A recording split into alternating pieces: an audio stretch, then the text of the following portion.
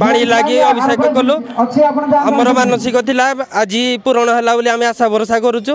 तो गत वर्ष भी आम ये पानी आणिकी सिद्धेश्वर बाबा मध्य जल लगी करूँ। पाखापाखि 3 ରୁ 4 किलोमीटर पाखापाखि चलू।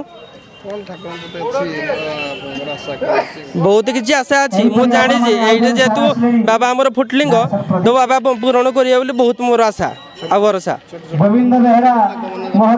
छोट छोट छुआ मान बहुत आशा भरोसा अच्छी से वर्ष आरंभ कले प्रति वर्ष। ओम नमः शिवाय। आमर बलराम प्रसाद पाटना साही आम 2 घंटा है आसिक लाइन ठिया होगी दर्शन करके आसिलु। बहुत भीड़ अच्छी आज्ञा आज लास्ट सोमवार बहुत भीड़ अच्छी। कौन कहवा रोग आरोग्य करने निमंते मत आरोग्य कर सारे आउ जतिक अच्छी आरोग्य करेंगे आ समस्त मंगल करेंगे विश्वर आज्ञा प्रत्येक ठाकुर जहाँ मानसिक कले भी पूर्ण हो।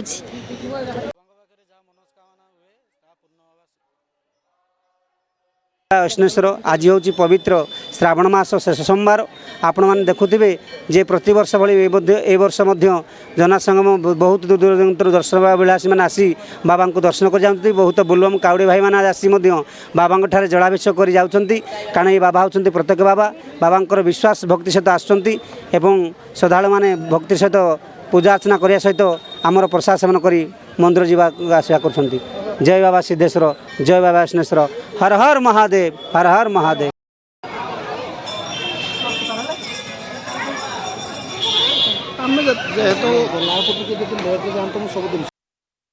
ठाकुर फुटी ठाकुर ये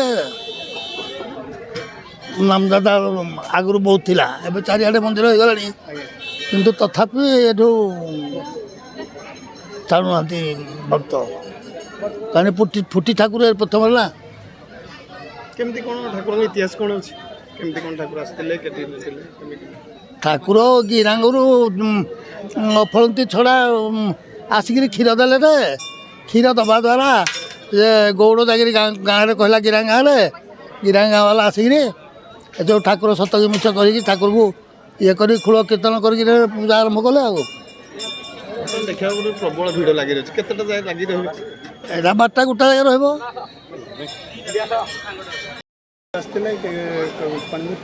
आम नालकोनगर आसलु आज श्रावण मासर चतुर्थ सोमवार आज श्रावण मासर शेष सोमवार जहाँकि आम गिरांग स्थित बाबा सिद्धेश्वर पाखे पहुँचलु। आज आमर मानसिक जहाँ थिला बाबा निश्चिंत पूर्ण करेंगे। आज आम ये पिला धरी आम सांगरे आसिलु आमर मनोस्कामना पूर्ण है बोली आम भाविलु। पुनर्बार आम आउ थे निश्चिंत बाबा को दर्शन करूँ। जय बलाशंकर जय बाबा बलाशंकर। बापा अमल ये अच्छी किंतु ये आम गाँ बलराम प्रसाद एवं गिरांग कांडसर यही आखपाख मौजा समस्ते जानती ये हूँ सिद्धेश्वर ईशानेश्वर प्रस्फुटित फुटिलिंग। तेणु ये आवाहन कालू एतिक भिड़ चली चली आई आम महापात्र दल समस्ते शांति श्रृंखला रखी आज बजाय रखीजु यही मंदिर केतले भंगा चली केतले गढ़ा चली यही रकम सब चली बोलानंद एक बार हरिबोल।